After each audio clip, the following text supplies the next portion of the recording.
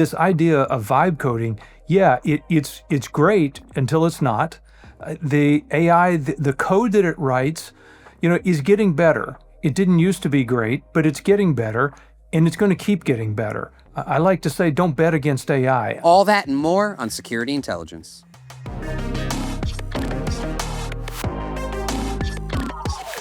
Hello and welcome to Security Intelligence, IBM's weekly cybersecurity podcast where we break down the most interesting stories in the field. Now, today we're doing something a little bit different. Instead of breaking down stories from the past week, we are breaking down stories from the past year with the help of some of our favorite panelists. Of course, they're all favorites. These six just said yes when we asked them to join us. And here with me today is Patrick Austin, staff writer for IBM Think and the news correspondent for this podcast. Patrick, thank you for stepping in front of the camera with me today. Thanks for having me, Matt. Happy to be here. Absolutely. Now, the way the show is going to work is we have three segments for you all today. We've got Michelle Alvarez and Jeff Crume on the year in AI and data security. We've got Dave Bales and Nick Bradley on the year in incident response. And we've got Suja Viswesan and Sridhar Muppidi with a broad survey of some of the big lessons, trends, and innovations of 2025.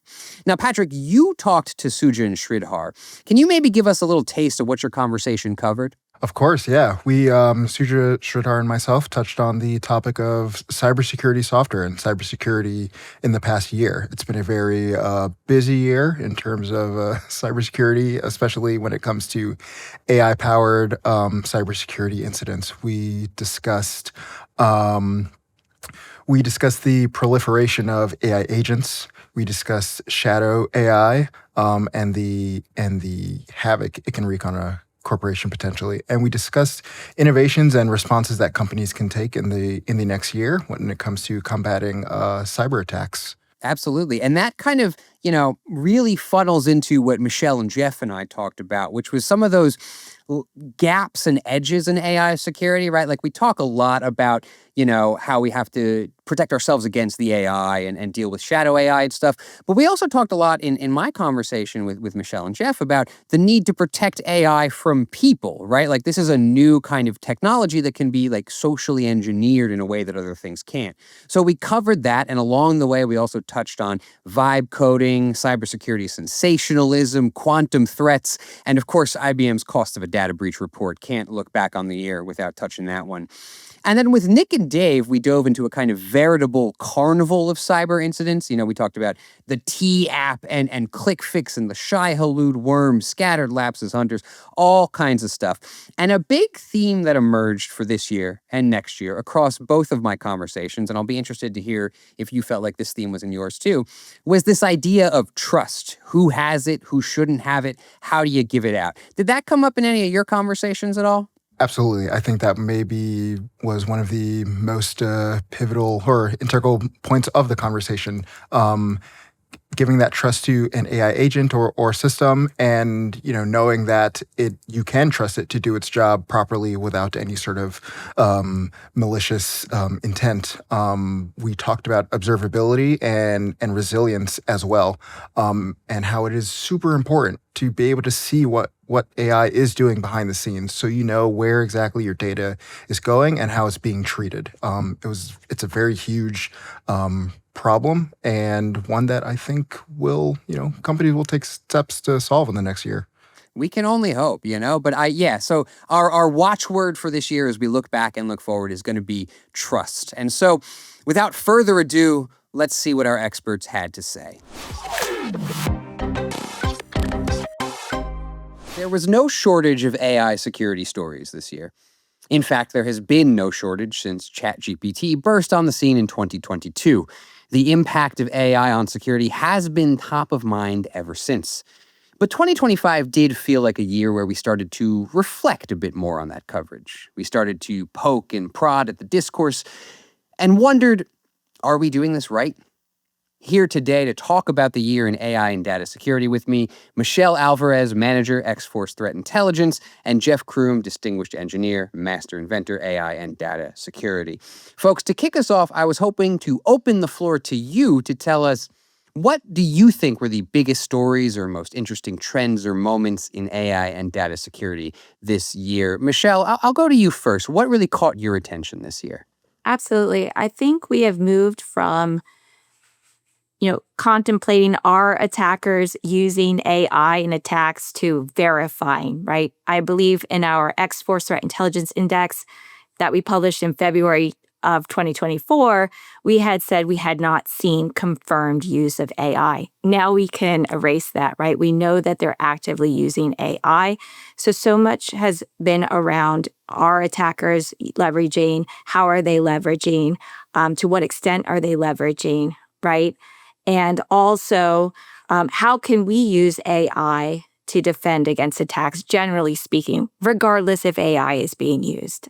Absolutely. We have definitely seen like the AI threats come from being this thing we talked about, like, oh, it could happen, to like they're happening now, right? And I think about that Anthropic story very recently, at the time of recording this recently anyway, where they busted that spy ring that was using Claude Code to basically run an automated campaign of espionage. So like we are seeing these AI threats actually take place now. Jeff, how about you? What kind of stood out for you this year? Yeah, definitely the same kind of thing. AI has gone from being a more theoretical threat to a real threat. And in particular, we've seen in the second half of the year, I think, the emergence of agents, AI agents, as a way to amplify the attacker's capabilities. It amplifies risk for us. Now, I'm not against agents. Agents can do some really great stuff if they're in the right hands and they're under the right control with the right governance and so forth around them. But the reality is, and we've seen these stories breaking lately here toward the end of the year, that agents have not only emerged, but they're actually able to automate and run independently, autonomously, the entire kill chain from beginning to end. We've had, where it was easier for attackers to do their thing by click on a tool and not have to understand the details. Now we've got where it does the whole thing, beginning to end. And that is a trend I don't expect to see abating. That's going to continue. And I also think about how this year didn't just show us how attackers were using AI and how defenders were using AI, but it also showed us how we have to protect our AI, right? And I'm paraphrasing IBM's Suja Viswesan with this actually, but it's something that she said in a recent podcast, which was, as much as we need to protect ourselves from AI, we need to protect our AI from people, right? And one of the things that jumped to me in that kind of realm was these agent session smuggling attacks that Palo Alto uncovered a little while back. I don't know if you folks remember this, but basically they found out there was a vulnerability in the agent-to-agent communication protocol that basically allows you to set up a malicious agent to socially engineer a legitimate agent without the end user even knowing. And this kind of thing, again, brings to my mind that need to protect our AI as part of our systems. I'm wondering if you have any thoughts on that. Do you think we focus on AI protection enough? Michelle, I'll start with you. Matt, I think securing AI itself is often an overlooked aspect of AI security. Most of the attention, of course, has been on how AI is being used in attacks or how it can be used in defenses. Things like we've seen, of course, AI phishing, deep fakes, and we're definitely leveraging AI in order to detect attacks and identify and contain them. But just as important, and what we're hopefully trying to emphasize during our discussions with clients, is how important it is to secure AI applications and the infrastructure and the data flows themselves, because we do anticipate this to be an attack surface that's continuing to grow as AI adoption increases. And therefore, it will be an incentive for attackers to target AI technology. And speaking of that expanding attack surface, something that I've been thinking about a lot, and I'm not the only person, is the kind of rise of Vibecoding, right? We saw that term coined this year back in February by OpenAI co-founder Andrej Karpathy, and it's kind of really taken everybody by storm now, Vibecoding, right? You don't even need to know how to code. You just tell the AI what you want, and it spits it out. But that opens up some new vulnerabilities in our coding process, doesn't it? And Jeff, I was wondering if I could get your take on vibe coding from this security perspective. Do you think it introduces kind of new flaws in the attack surface? How do you feel about this? Oh, yeah. So, first of all, the AI as an attack surface, that to me is a really important question. It's a presentation I've been doing at conference events all over the country for this whole year, a presentation called AI, the New Attack Surface. And that's one of the things I drill into. And this idea of vibe coding, yeah, it's great until it's not. The AI, the code that it writes, is getting better. It didn't used to be great, but it's getting better, and it's going to keep getting better. I like to say, don't bet against AI. I keep hearing people make predictions about, well, AI can do this, but it can't do that. Well, most of those predictions, we've in fact seen AI learn to do those things. So even though the code's not perfect now, you know what? No humans are writing perfect code either. So that can't be our standard. However, to your question though, as we get less and less involved in the writing of code, then it means if the AI were to be subverted in some way to inject malware into our code, when are we going to recognize it? Who is going to know that that's happened? So that means if we're going to have an AI creating our code, we're going to need other AI looking over that code. And we got to make sure that neither of them have been poisoned or under the control of another system. It's not just the hallucinations that we have to care about. It's some of the intentional things. So if I wanted to be really sneaky, I would just infiltrate the AI model you're using to write your code, poison it, and then have it do my injects for me. And then good luck trying to find that. So that's going to be certainly another thing, but we'll adjust as we always have. Yeah, I think that, don't bet against AI is a really good point, right? Because I think about when, again, ChatGPT, came out 2022, it was really impressive, but people kept saying, oh, but, look at the videos it makes are bad, right? No, you can tell it's look at how far we've come now, right? So you apply the same thing to the cyber attacks, and it's like, yeah, obviously you don't want to bet against the AI. But sometimes I wonder if we bet maybe too much on the AI, because another thing that's happened this year is we've seen an increasing kind of skepticism among some cybersecurity professionals about how we cover stories, particularly when it comes to AI. And the thing that comes to mind for me there is, I don't know if you folks remember, but back in the spring, MIT put out this paper about how 80% of ransomware attacks are involve AI somehow. And then in the fall, some cybersecurity researchers, including Marcus Hutchins and Kevin Beaumont, started to poke some holes in that methodology. They dug in and they realized that the paper was, I don't want to use too strong a term, but not really, it wasn't as good as they claimed. And that paper got pulled down. And this is a paper that was widely cited after it came out. So I'm wondering if we have a sort of sensationalism problem in the way that we cover AI and security. Jeff, I'd like to get your take on that. Do you think we're dealing with some sensationalism here? So we've got AI that hallucinates, and now we've got security people that are hallucinating and making up stuff as well. So now maybe we can't just blame the AI for these kinds of problems. But yeah, I mean, there's always been an issue with this. There's a balance where we want to make people aware of what the threats are, but if you go too far down the FUD road, the fear, uncertainty, and doubt, and play that angle up too much, well, then people start to tune out, because it's like the little boy that cried wolf. First of all, nobody wants to hear that there's a wolf, but okay, if there is, we need to tell them. But if we exaggerate these claims, and we've been hearing about apocalyptic claims, for as long as I've been doing security, that's decades now. And so the one thing that all these exaggerated claims have in common is that they're not well researched. They're probably well intended. I'm assuming most people have good intentions, although I'm sure some don't. But we've got to, in the era of AI, the most important skill is critical thinking. Whether you're using AI to generate that information, and I just read a story this morning a colleague sent to me, a major consulting firm doing a contract, and they had used AI apparently to do some of the build the case in the report that they were giving to their client, and it turned out the AI was hallucinating sources. So yeah, we can't just trust everything that comes out. just the same way that we haven't been able to just trust everything that comes out of the internet. So we've got to have, I know this will be a shock. Not everything on the internet is true. So just remember that. So everything that does come out, we need to put that through a critical thinking filter and say, okay, is it possible that something was reduced by 1,000%? No, mathematically, that doesn't work. So we're going to have to look at that again and make sure that we keep our heads fully engaged.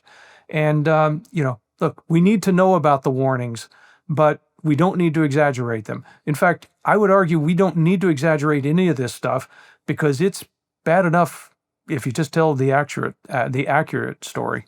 Michelle, I'm wondering if you have any thoughts on this kind of sensationalism issue that's been maybe plaguing us for, as Jeff says, quite some time. It's not unique to AI, but what have you seen this year? Yeah, absolutely. To add on what Jeff said, basically, we want to make sure that we are cautious and vigilant, but not paranoid. Sometimes that's easier said than done.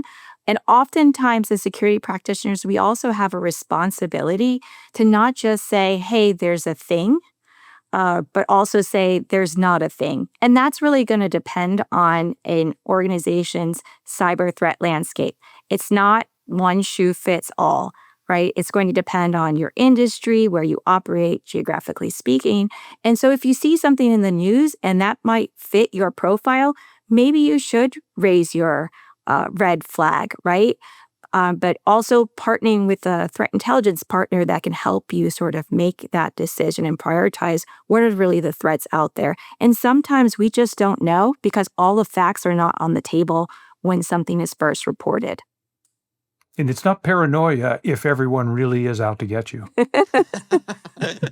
What about if every AI is out to get you? Exactly. No, I feel like, no, we can't end this segment without a look at the cost of a data breach report, because this is, IBM's annual report, dare I say a landmark report, comes out, everybody looks at it, and they should. It's got tons of great information about on what data breaches are like for organizations right now.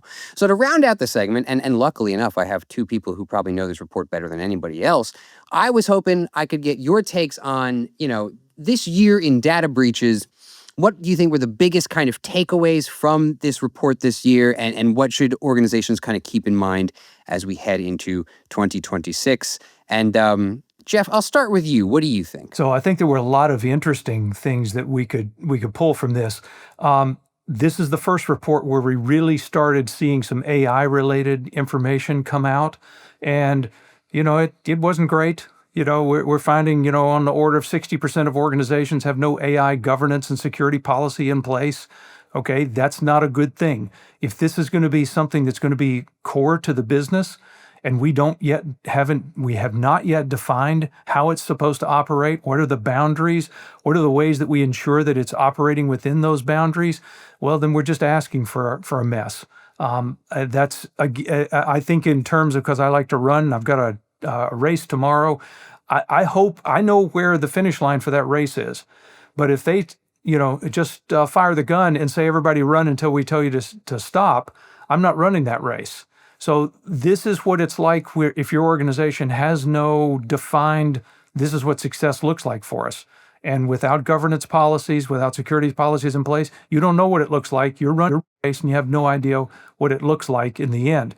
And by the way, I want Michelle to answer, and then I want to come back and say one thing about what I actually built a time machine, went into the future, and was able to read the future cost of a data breach report. And I want to tell you what I found in that. I can't wait to hear about your trip from the future. Michelle, give us your take. What did you pull away from the report this year? I can't top that. And Jeff, you've got so many things going on between your race tomorrow and jumping into the future. But I do have to second, Matt, your point about this being a landmark report. And I think one of the things that makes this a landmark report is that every year we can count on it telling us what are the top things that increase the cost of a breach and what are the top things that reduce the costs. Great news, guys.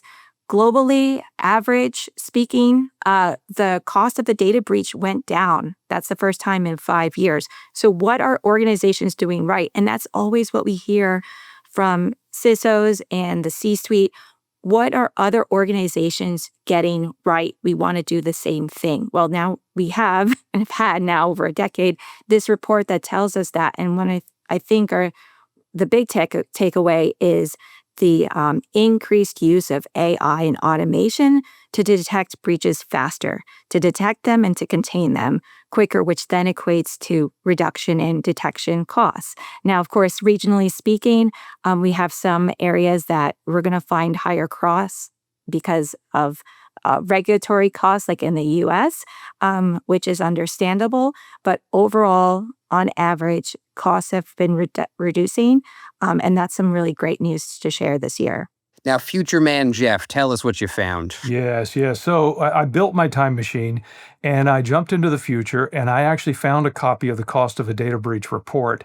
And what it said was, now that we have quantum computers, people have been breaking our crypto and reading all of our secrets, and the data breaches are occurring because quantum computers can read the stuff that we didn't make quantum safe. And so it's a cautionary tale. Now, the thing I wish I had done is I forgot to look at a calendar while I was in the future. So I can't tell you exactly which year the report was from, and it didn't have a date on it. So I don't know exactly what year that's going to happen, but I'm just going to say that the die has already been cast. One day we're going to have a cost of a data breach report where one of the contributions to data breach will be the cracking of crypto. And that's something we really haven't had to worry about in the past. So there you go. That's an extremely good point. I think that for a long time, the kind of harvest now, decrypt later threat was just kind of a fun thought experiment. But we have seen a lot of quantum advances this year, and we are getting pretty close to it. That is the end of our segment. That's all the time we have for today. I want to thank you, Jeff and Michelle, both for being here, not just for this segment, but for all the expertise you've shared on our podcast over the past few months. And I really hope I see you both again on the show many, many times in the new year. And one last thing before we go, Jeff, I know you have a video coming out with some predictions for 2026. You want to tease that for the audience here before we end? Yeah, sure. So this has become now an annual thing for me, coming out with a video on the IBM Technology channel, YouTube, where I talk about first of all, I make these predictions. So I look back and see if my predictions were correct from the previous year. And this is about the third or fourth year that I've done this now. And then go looking forward into the future. And so I've actually touched on some of those here. AI is going to be a huge part, as it was last time, in terms of the predictions that I think will be coming. Now, since I have the time machine, I can actually go into those and see what they are. And I know they're all going to be 100% accurate. So there's that. Oh, I love it. I can't wait to see it. But again, thank you both folks for being here today. My pleasure. My Thank privilege. you. What was the biggest cybersecurity incident of 2025? Not exactly an easy question to answer, considering that any given week is bound to give you at least one candidate.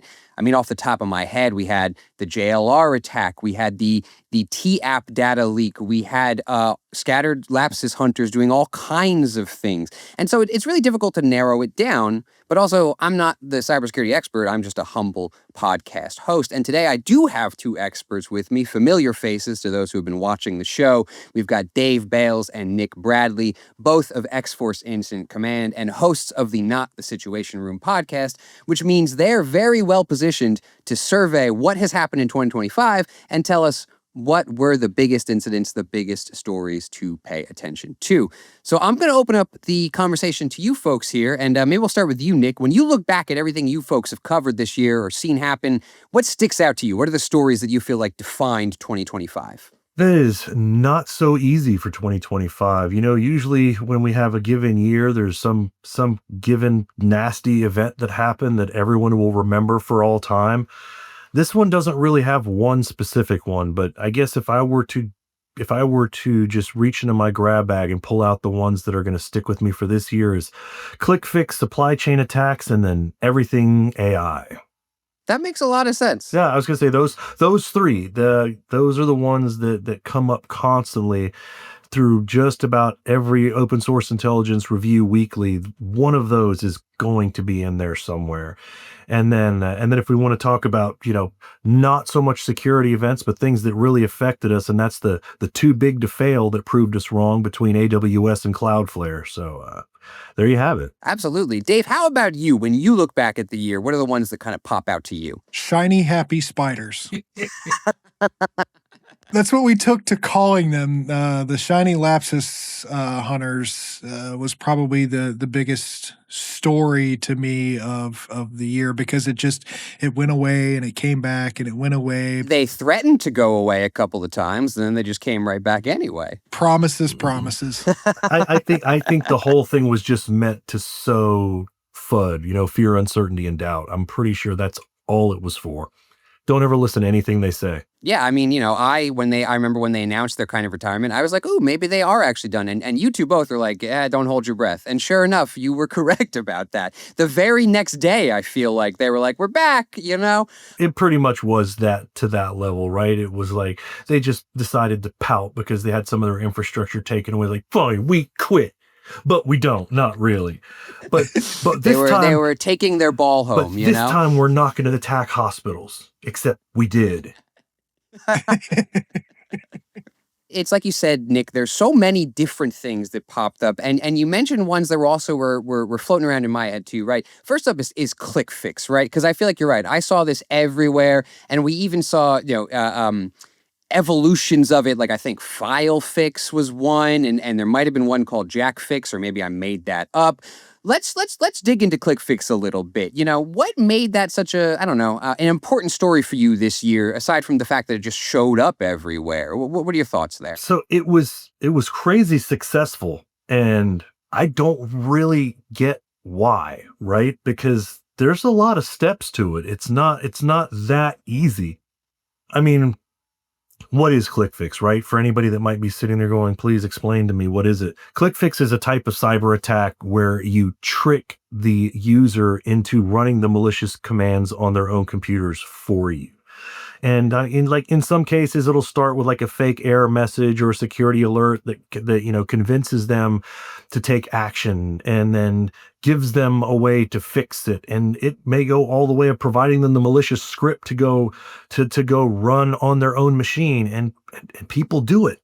I'm not sure why it was so successful. That's an answer I can't give you, but I can tell you that it was very successful. Yeah, there was more success in that than I thought there was going to be as well, because like Nick said, it was 30 steps to get to one issue, and you kept looking at it going, when are these people going to fix this? It relied on having people just like run scripts on their computers, which most users don't even know what that means, right? It's like the fact that it worked so well that people are just willing to open up like a part of their computer they never go to and just copy paste something because, I don't know, they read like a YouTube video that instructions that said they should do that.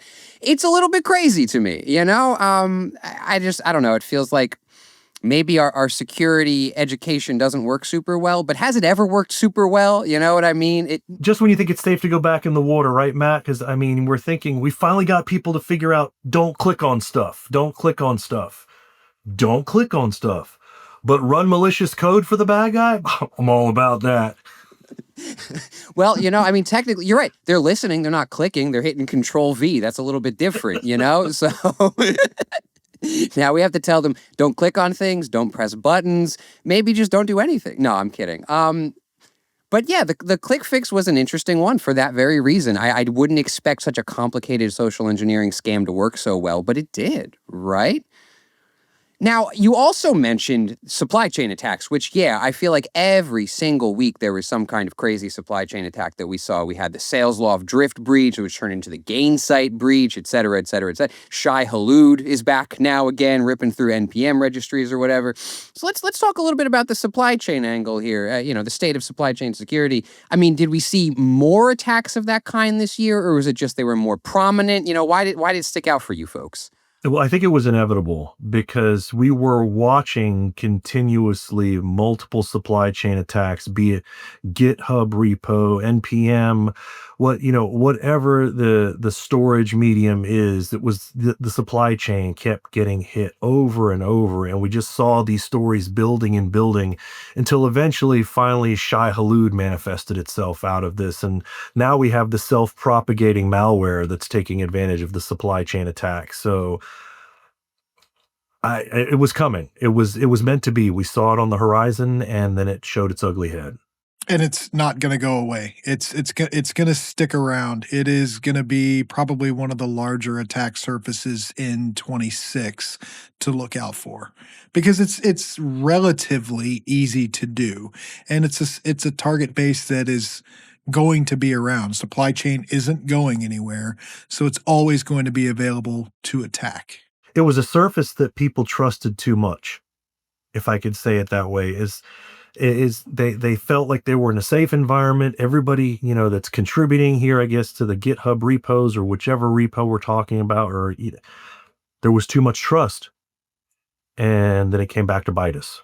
Yeah, I'm glad you folks brought up this trust angle and this kind of, this angle of this attack surface not going away, because it harkens back to something that, Dave, you said. We recorded an episode yesterday, and you were talking about, I asked, are developers the new front line? And you said, no, they're not the new front line. They're the new targets of these attacks, right? Like, they're who we're going after.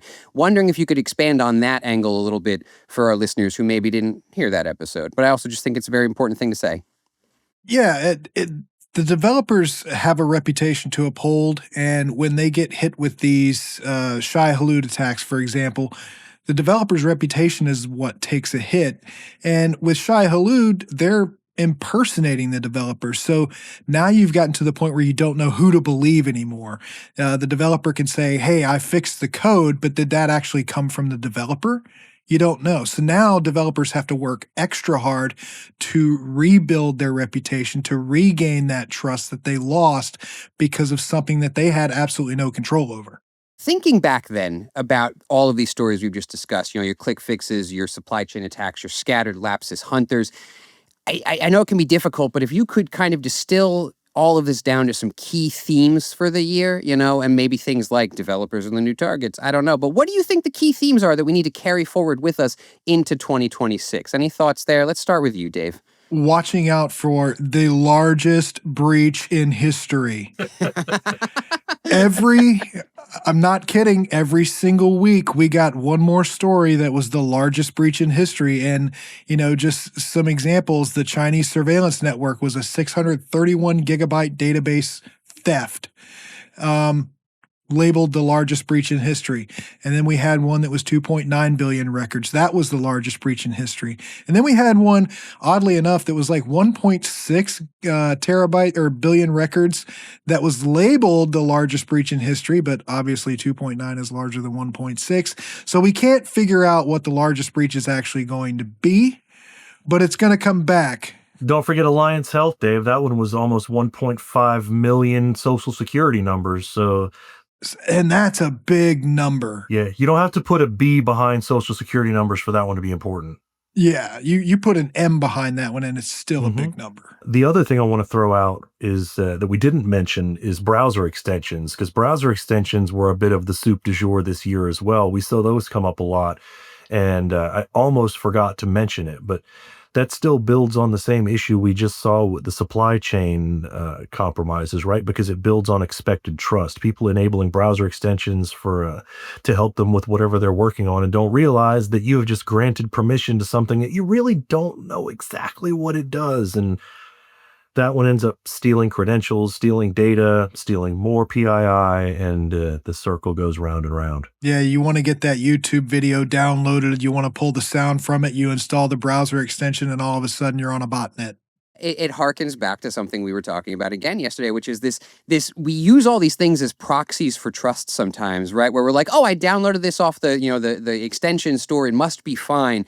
You don't know that, you know what I mean? Just because it's there. I was reading today about, this ring of hackers who they would upload a perfectly legitimate browser extension. It passes the checks, it gets in there, and then afterwards they sneak some bad code into there and it goes undetected. You download that, they're in your browser now, and you trusted it because you thought it was legitimate. So I feel like that's another important lesson too from the year is like, you have to do your personal due diligence, right? Like you can't just assume you can trust these things no matter where they're coming from. Matt, there's a word that keeps coming up here and we keep saying it, and that word is trust. It's so much implied trust. And before this started, I decided I was going to go jump on our YouTube channel and look at our podcasts and see which were the most popular ones of the year, right? And the very first one that popped up as the most viewed was our episode called Who Spilled the Tea? And that one's about the tea app that was used for rating dates. I won't get into the details. Rating, that's with a T, rating dates. And that one was breached. And so everything that people were pouring into that app was disclosed. Too much trust again, because in most cases, that's something most people probably wouldn't share with anybody. But here they were just sharing their heart out about how this date went last night, whether it was good or whether it was bad. And now that's out for the world to read. And let's see, the other ones were, the next one is That's Private, or Is It? And that one was about the Alliance data breach. Again, you trusted them to handle your data, and they didn't handle it so well. Let's see other episodes really quick, because I know time is probably short. Though we had an episode called Space, The Final Frontier, and that one was about patch management failures. And that I had all to do with the SharePoint year-old vulnerability that blew up. They chained a couple vulnerabilities together. That one got ugly, and come to find out, that vulnerability had been disclosed, multiple of them, for well over a year, and just not patched. And then lastly was out of the top four was digital escorts. And that one is not what you think. And that was allowing contractors in other countries, less secure and untrusted countries, to access U.S. infrastructure because, again, we're trusting them. That's going to be the running theme through 26 is trust. And think about this. We're talking about breaches that happen to companies that have security measures in place. Think about what this is doing to the public at large. They don't have the same training that we do. So I think it's up to us as security professionals to get as much information as we can out there, doing things like this show, and letting people know, hey, you think that you can trust your computer, but you really can't. You really need to stay on your toes and follow all of this advice that's being given to you through news outlets, through podcasts, through readings and papers and things. I worry about the trust that the public gives their computers more so than I do the security companies or, just companies in general who have security posture. It's going to get worse before it gets better. Absolutely. And I think that's an incredible way to kind of wrap up this segment. I want to thank you guys both for being here, not just today, but for appearing on the show so many times. And I hope we have you back a ton of times in the new year because you guys are great fun. And this is my personal pitch to all of our viewers. Please go watch Not the Situation Room. Give them a follow if you haven't seen it yet. If you like what we do here, you'll love what they do. They have even less of a filter than we have. True enough. Thanks, Matt. Thanks, Matt. Take care, Appreciate guys. it. Hello, Suja, Viswesan, and Sridhar Muppidi. Thank you for joining me today. I'd love to talk about the year that was, 2025, and the string of high-profile cybersecurity incidents that we've seen that have been having some long-lasting effects on various companies and just the world in general. Sridhar, I would love to start with you and just get your take on the past year in terms of cybersecurity and how you think it went for in general and maybe even specifically. I think for me, this was the year of silent AI sprawl, right? Not just for the attackers, but also for the defenders. If you look at it from one perspective, we had some really big incidents like the Salt Typhoon, which hit not just the government aspect, but also the private sector like telcos, right? On the other side, if you look at the defenders and folks like us, the proliferation of AI has absolutely exponentially increased from Vibecoding to be able to use AI for productivity. So that was really heartening to see. But at the same time, worries me that some of these innovations are ahead of security policies. Yeah, sure. I can see that perspective for sure. Suja, how about you? I mean, see, there are two sides of the coin. With vibe coding comes vibe hacking, right? And then free trials are becoming zero-day vulnerability these days. What we have seen anything from a big ransomware like Land Rover, Jaguar that happened to a Dutch employee in a windmill going and installing crypto mining stuff as part of it and then doing things. So we have seen both ends of it, all kinds of crazy things that we could have never imagined. I think that's what technology always does. Always throws a curveball at us and then keep us on our toes. That's a pretty smart way to start mining some crypto. Just go straight to the source. The other thing, Patrick and Suja, right? Deviating slightly from the AI story, I know we've seen this. This is the identity as the next parameter. I'm beginning to see session as a new parameter, right? We're beginning to see things like, Salesloft and Salesforce situation or Gemini or even the Echo leaks, right? Where just establishing an authentication and session is no longer sufficient, right? Attackers are stealing these tokens or credentials and reusing them in the ways they're not supposed to be used, and hence causing some devastating results, right? So we'll see that more and more in the coming years. But to me, I wanted to talk about the session as a new perimeter right now. Sure, yeah. I would love for you to expand on that, Sridhar, if you can. What you mean by the session being the new sort of perimeter that we need to establish in terms of security.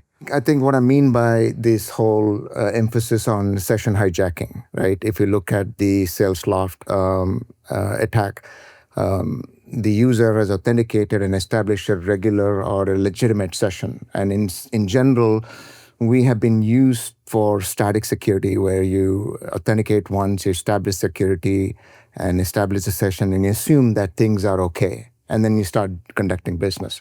But that may not be okay moving forward because attackers are now stealing those session credentials, right? And be able to replay that and use them in ways that they're not designed for. Hence, we need to start thinking about more dynamic security than static security, right, Sam? Sure, I'm thinking of stuff like zero trust protocols to make sure that you are who you say you are and things like that. Exactly, right. Suja, I'm wondering if you feel the same way. Do we need to get more granular and more sort of maybe more frequent on checking up on our session activity and see who's doing what, all the time, or do you think we should maybe keep it the way it is? I maybe think you're on the former side. It's definitely needs changing, right? Whether with AI browsers, how we browse are changing, how we conduct businesses are changing from the consumer perspective as well as enterprise perspective. Because I might log in and give access to my agent to go conduct business.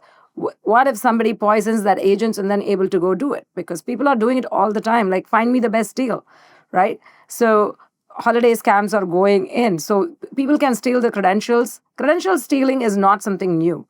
But what Sridhar is talking about is in today's world where you are delegating it to something else, an AI, an agent. When you are delegating, then somebody can steal it. When somebody steals it, again, cybersecurity is not a question of if, it's a question of when. When it happens, do we have our defenses in place to protect our business as well as individuals? It seems, Sridhar, you mentioned earlier the year of AI sprawl, essentially. And Suja, you were mentioning AI browsers and agents. It seems like we are sort of maybe getting a little ahead of our skis in terms of giving these AI agents a lot of power, permissions, without sort of establishing serious or hard guidelines for them. And we've seen that taken advantage of in the form of AI agent hacking and agent hijacking, essentially. Do you think that there is hope for the AI agent to sort of become more secure, more helpful in response to these attacks against them? We don't have a choice. I don't think there is hope. We need to make sure that these are secure. Because if you ask me like 5 years back, that will autonomous car be a reality, I would have said no. No way they can coexist with humans. Now we are taking Waymo instead of like Uber and then driving around.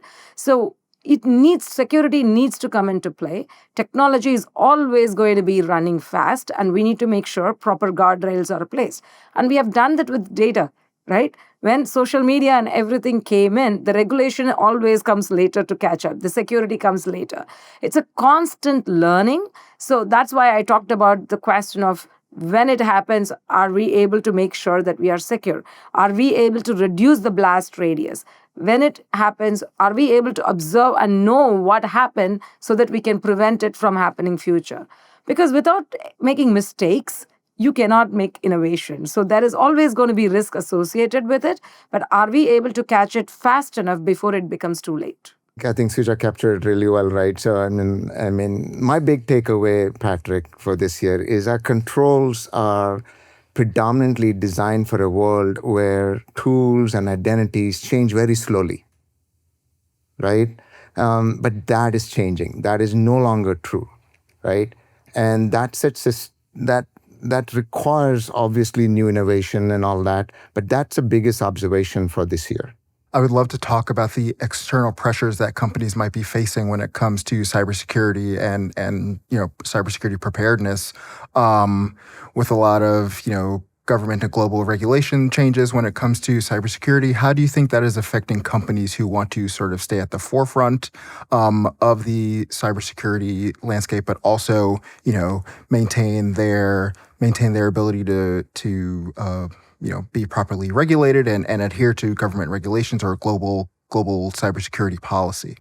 I think if you look at the whole geopolitical situation, right? Like you said, there are big attacks that are not only impacting the government entities but also the private sector. We've seen that with some of the large telcos with the Salt Typhoon, right? So that basically means that the blast surface is not just limited to state, but is extending to private sector as well, right? So that kind of creeps into, you talked about policy. And so what that means is that, some of the policies that are impacting will impact the private and public partnerships, right? If there are policies that are helping the cybersecurity, that's awesome. But if they're not, then that's going to slow down. That doesn't mean that we give up on security, right? That basically means that we just need to think about how do we now learn these things as a norm and build architectures and systems that are resilient for such changes, right? So that's the way I would think about using these external pressures and external volatility as a norm and then design system to accommodate for that. I think, with these government regulations and everything, things are always going to be changing, right? It's a seasonal, it will keep going up and down. So for us, the bigger thing is, how do we get creative in these ways? What I see with the security industry is security and observability coming really, really together. Because the CISO and CIO and IT departments coming together to combat this. Because when you are deploying agents, when you are deploying AI in your enterprise, you need to be thinking about, hey, what is happening? That is one thing. How did it happen? What kind of process were done to get to us to this place? So when these things are coming together, then the budget becomes bigger. It's not just about the CISO budget. Now the CIO budget comes together. The automation budget comes together to think about how do we protect, at the same time make people more productive, right? So those are all the things we will get very creative when these things happen. But the mission doesn't go away, because when a cybersecurity breach happens, it's not just about, somebody's data got lost or something bad happened. It's about reputation of a company. People lose trust. I like what you said, Suja, over there, right? The observability, because to me, one part that I was trying to say is that, okay, change is norm, right? And try to figure out how to not have a stable policy and endless hiring forever and react to that.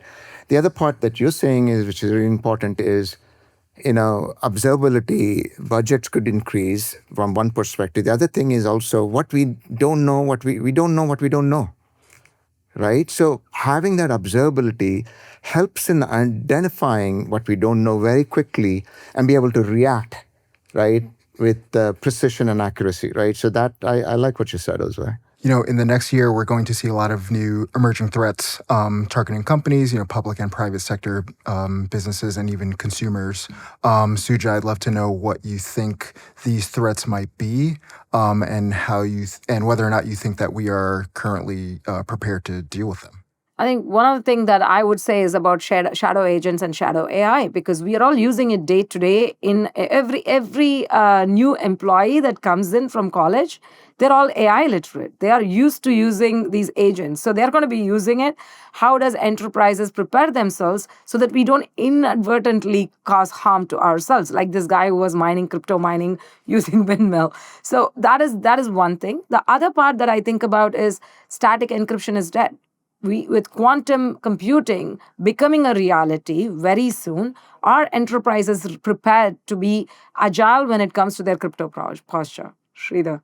Yeah, no, I think I just want to double click on the agent part, Suja, a little bit more, right? Because I think, the shadow AI and shadow agents are already kind of here, right, this year, right? But I think even the impact of that, right, the fact that an agent may inadvertently move data without the knowledge may cause in a data loss, which we didn't expect, right? Imagine an agent which is happily doing some work and helping and optimize a workflow, right?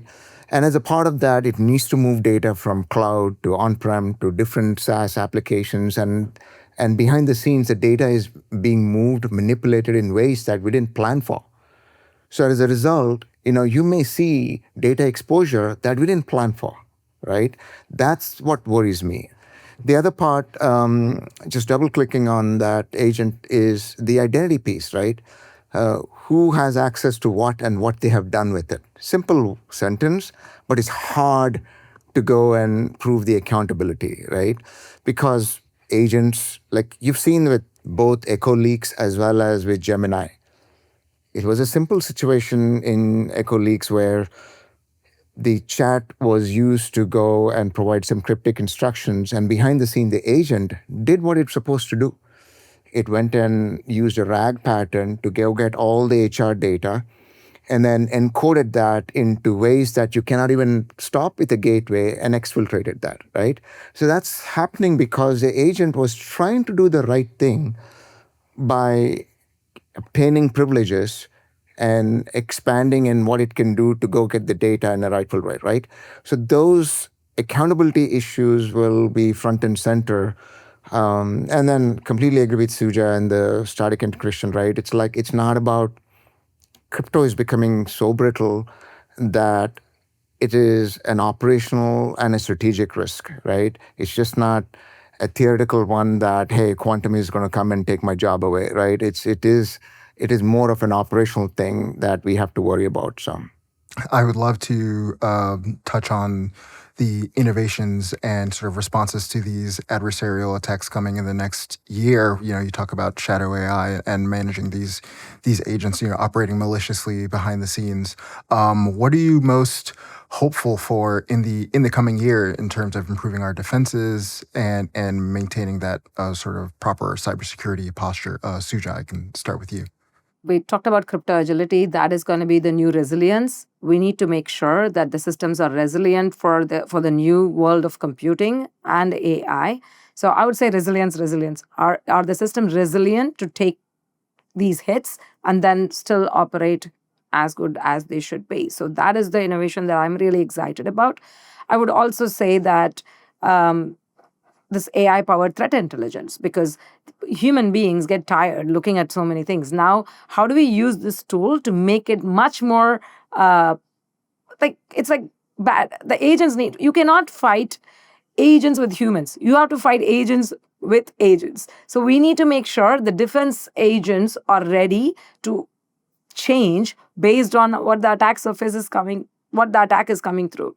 I mean, listen, I've been in cybersecurity for more than couple of decades right now, right? And always worried about insider attacks, right?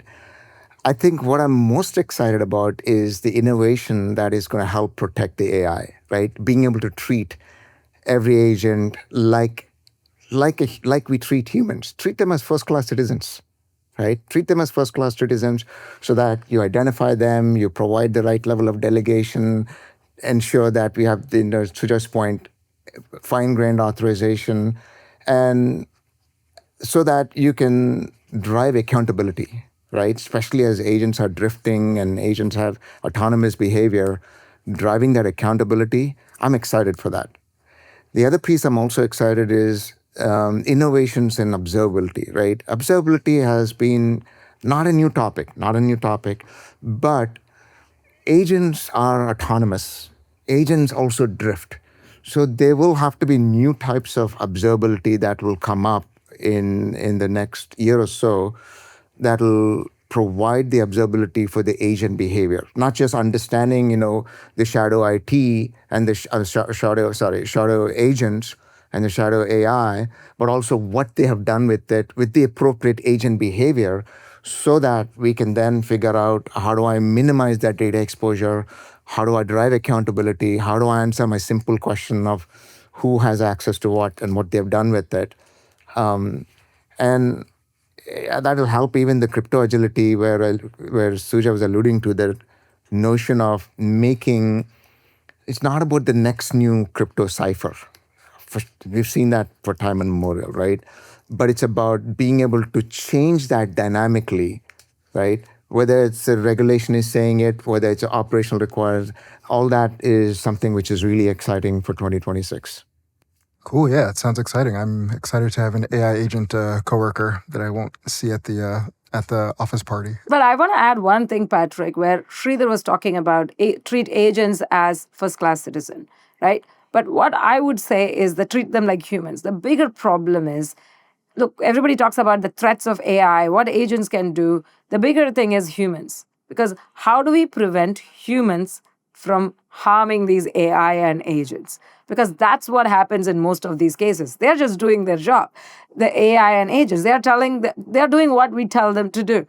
But how do you prevent the bad actors from manipulating them and then going do that? That's where the cyber defense come into picture big time. So the thing that we need to be working towards is, how do we prevent humans from harming AI and agents?